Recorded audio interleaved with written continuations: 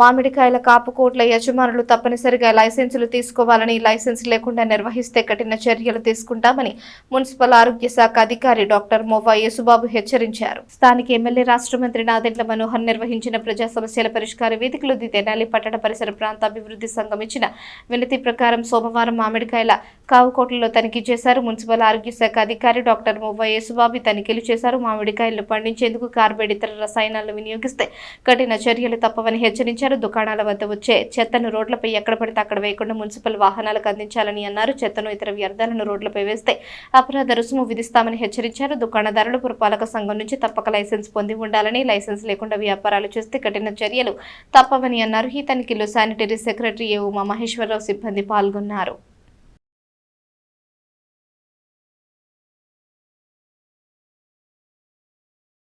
So అందరికీ నమస్కారం అండి.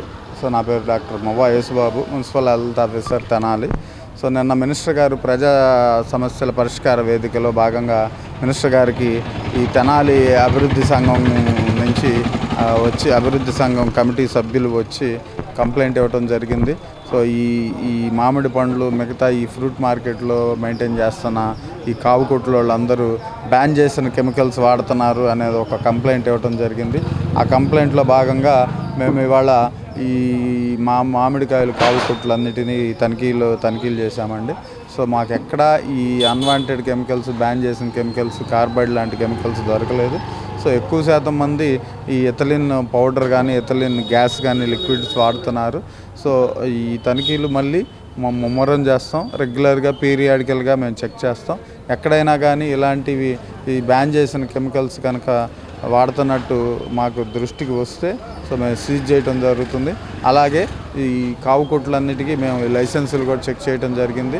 సో ఈ లైసెన్సులు కట్టని వాళ్ళకి సో మేము హెచ్చరికలు జారీ చేశాము.